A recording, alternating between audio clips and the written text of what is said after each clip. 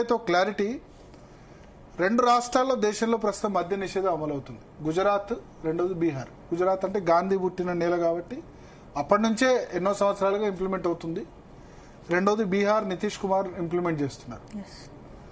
So నేను మద్య నిషేధం అని చెప్పను. మద్య నిషేధం అన్నది జరగదు, ఉండదు కూడా, అవసరం లేదు. ఎందుకంటే అఫోర్డ్ చేయగలిగిన వాళ్ళు 5 స్టార్ హోటల్స్లో లేకపోతే హైదరాబాద్ లాంటి ప్లేస్లో వేరే రాష్ట్రాల నుంచి వస్తారు, వేరే దేశం వాళ్ళు వస్తారు.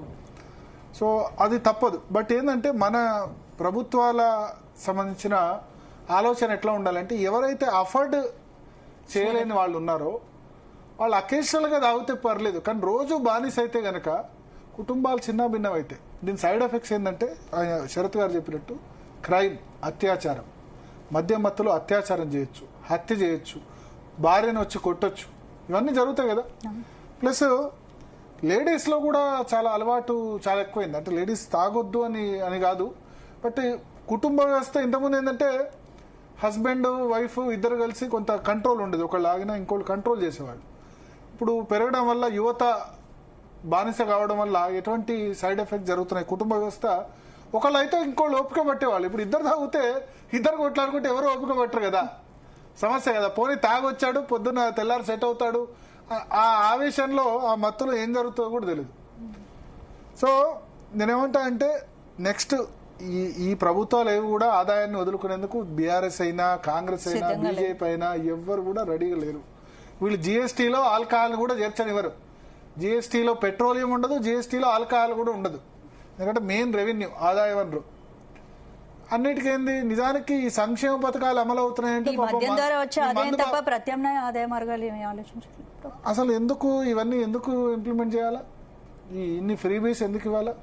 ప్రత్యామ్నాయ ఆదాయం ఏముంది అసలు? లిక్కర్ సేల్స్ మన తెలంగాణ, ఆంధ్రప్రదేశ్, మహారాష్ట్రలో ఎక్కువ తప్ప ఢిల్లీలో, నార్త్ ఇండియాలో లిక్కర్ తాగడం కూడా అది ఇంతమంది తాగరు. ప్రతి నలుగురిలో ఒకళ్ళు మన దగ్గర తాగుతున్నారు కదా. మిగతా రాష్ట్రాల్లో 10%, 15% కూడా తాగరు. నార్త్ ఇండియన్ స్టేట్స్లో తాగే వాళ్ళ సంఖ్యనే తక్కువ. మన దగ్గర చిన్నపిల్లలకే అలవాటు చేయబడుతుంది, 15, 16 ఏళ్ళకే అలవాటు చేయబడుతుంది, 12, 13 ఏళ్ళకే అలవాటు చేయబడుతుంది. ఏంటంటే అదేంది మా కల్చరు, తాగుడు మా దానిలో ఉంది అని చెప్పబడుతుంది. ఆ మాత్రం తాగపోతే నువ్వు అదో డిస్క్వాలిఫికేషన్ లాగా అయిపోయి. తాగే వాళ్ళని తప్పు పెట్టను, బట్ దానికి ఒక ఏజ్ ఉంటుంది. మద్యం పైన అధిక పన్నులు విధించడం సరైన మార్గమా, లేకపోతే వినియోగదారులపై భారం పడే అవకాశం? ఇప్పుడు అధిక పన్నులే విధిస్తున్నారు. 5-6 రూపాయలకో 10 రూపాయలకో తయారయ్యేదాన్ని 100 రూపాయలకు అమ్ముతున్నారు. 95% ట్యాక్స్ వేస్తున్నారు. ఇప్పుడు ఏం తక్కువ పన్ను వేస్తలేరు ప్రభుత్వాన్ని. నిజానికి ఒక్కసారి లిక్కర్ వాళ్ళు స్ట్రైక్ చేస్తే ప్రభుత్వాలు దడదడలు ఆడిపోతాయి. ఇప్పుడు ఆర్టీసీ స్ట్రైక్ అన్నారు కదా, ఆర్టీసీ స్ట్రైక్ చేసినా కాదు, కానీ మందుబాబులన్నీ ఒక్కసారి స్ట్రైక్ చేయండి. కేసీఆర్ కాదు, రేవంత్ కాదు, వాళ్ళు జేజమ్మైనా దిగి రావాలి.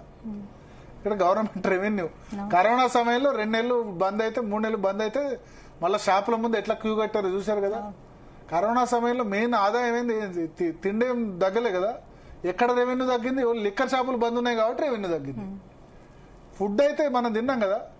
మా అంటే ఏంటంటే డ్రెస్సులు కొనలేదు, మిగతా కొనలేదు, అంతే తప్ప మిగతా తినడానికి తిండి, నిత్యావసర పదార్థాలు, సబ్బులు, సోపులు, షాంపులు ఇవన్నీ అయితే వాడాం కదా. వాడని ఏముంటాయి? డ్రెస్సులు వేసుకోలేదు, బయట తిరగలేదు కాబట్టి మందు తాగలేదు. సో లిక్కర్ రెవెన్యూ రాకపోతే కరోనా సమయంలో 2 రాష్ట్ర ప్రభుత్వాలు ఎట్లా గడగడలాడిపోయినాయి కదా. అందుకని నేను చెప్తా, మందుబాబులు ఒక రోజు స్ట్రైక్, ఒక వారం 10 రోజులు స్ట్రైక్ చేయండి, ఏ ప్రభుత్వం అయినా దిగి రావాల్సిందే. పూర్తిగా మద్య నిషేధం కరెక్ట్ కాదు, but at the same time ఏంటంటే మనం చూసుకోవాలి, తెలంగాణ హైయెస్ట్ రేట్ ఉండడం, దేశంలోనే అత్యధికంగా లిక్కర్ తాగే వాళ్ళు దానిలో ఉండడం మంచిది కాదు. ఒకటి, ఇప్పుడు నేను లిక్కర్ తాగను కాదు కాబట్టి చెప్తున్నాను కాదు, చూస్తున్నాను కాబట్టి, సిచ్యువేషన్ బయట చూస్తున్నాను కాబట్టి మంచిగా అకేషనల్ December 31 లేకపోతే నెలకోసారి, వారానికోసారి సండే పెట్టుకోండి. వారంలో 5 రోజులు తాగితే ఎట్లా? తాగే సంపాదన మొత్తం దానికే పోతే ఎట్లా? ఈ రాష్ట్ర ప్రభుత్వాలకు ఇది ఒకటి ఆదాయ వనరు. ఎంతకుముందు చెప్పినట్టు సోడాలు ఇవన్నీ కూడా మళ్ళీ వస్తాయి కదా, ట్యాక్సెస్. తర్వాత డ్రంక్ అండ్ డ్రైవ్ టెస్టులు చేసుడు, పక్కనే వైన్ షాప్ పక్కనే తాగానే బార్ పక్కకే డ్రంక్ అండ్ డ్రైవ్ టెస్ట్ ఉంటుంది, వాడిని పట్టుకుపోతారు. పైగా ఈ కమిషనర్లు, పోలీసులు ఏంటంటే డ్రంక్ అండ్ డ్రైవ్ చేస్తే జైలుకే, తాగి నడపొద్దు. అసలు ఎవడు తాగడాన్ని ఎంకరేజ్ ఎవరు చేస్తున్నాడు? మళ్ళీ తాగి నడపొద్దు అంటే ఎట్లా? తాగి నడపొద్దు అంటే ఎవరు? అందరికి డ్రైవర్లు, క్యాబ్లు ఉంటారు కదా. సో చూద్దాం ఏం జరుగుతుందో. మొత్తానికి వేలంలో అయితే ఇంకా ఇప్పుడు వేలం దీన్ని వేలం 27వ తేదీ ఉంది, రావాల్సిన రెవెన్యూ అయితే వచ్చేసింది. ఎస్.